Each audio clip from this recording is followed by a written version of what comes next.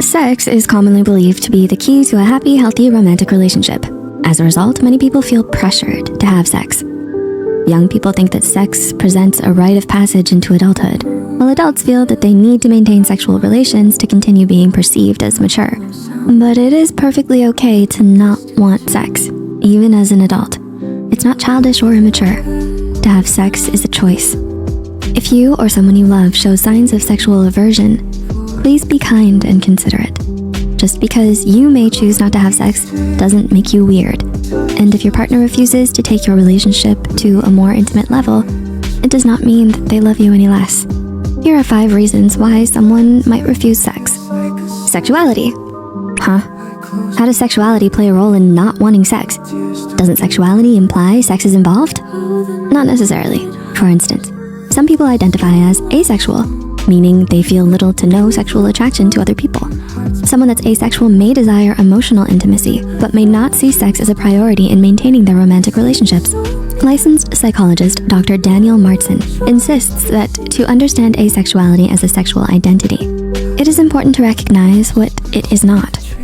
Asexuality is not abstinence for religious reasons or because of a painful relationship. Asexuality is not related to finding sex painful or having medical issues that impact sexual pleasure. Asexuality is not sexual repression or a form of sexual dysfunction. Also, it is not a sexual identity that occurs because someone cannot find a partner.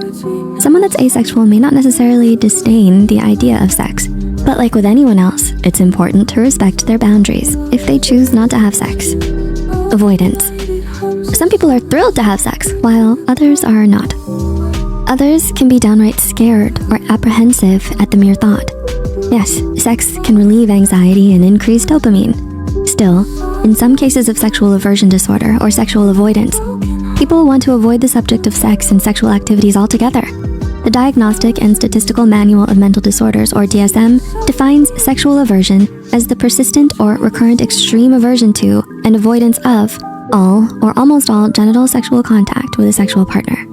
Essentially, instead of pleasing them, the thought of sex scares them. Aversion to the extreme often results from previous sexual trauma, manifesting in anxiety, fear, and even disgust at the mention of sex. The Center for Treatment of Anxiety and Mood Disorders founder, psychologist Dr. Andrew Rosen, says that sexual aversion disorder can be so traumatic that the person won't allow any physical touch or kissing. Choice.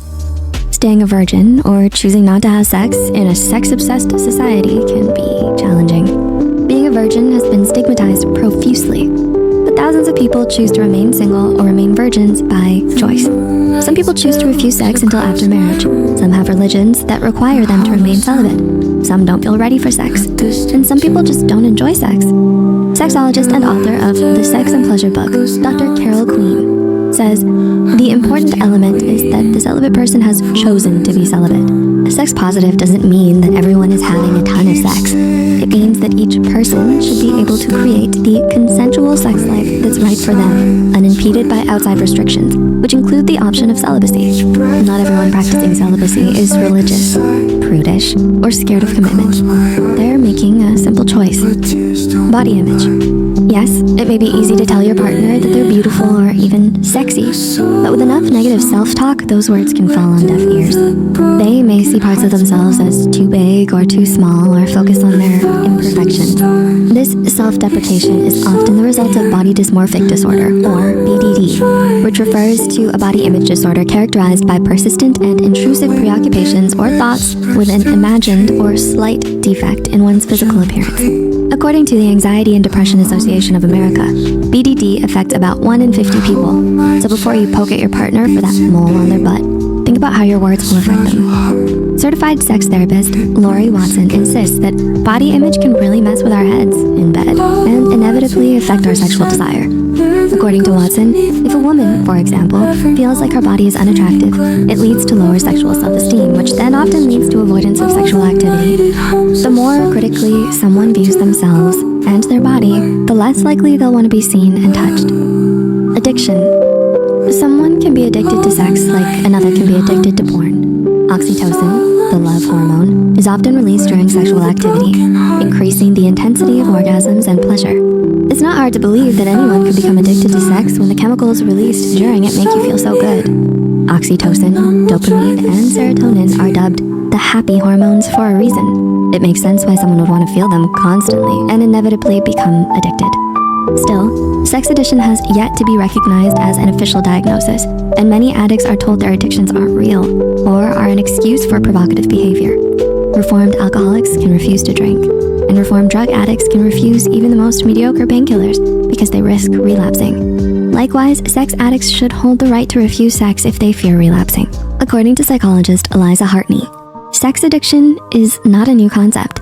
Historical records dating back to ancient Rome and 2nd century Greece report excessive sexuality, also known as hypersexuality in men and nymphomania in women.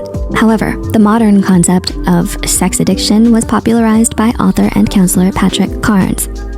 Out of the Shadows, Understanding Sexual Addiction, which explores the disorders and offers ways to pursue treatment like any other addiction. People engage in sex for different reasons, to be closer to their partner or purely for pleasure. There are a number of reasons people crave sex, but those reasons don't apply to everyone. So it's important to recognize that no one has the right to pressure you into something as intimate as sex. If you feel that someone is pressuring you into sex, please confide in a trusted friend or family member or consult a licensed therapist, counselor, or professional.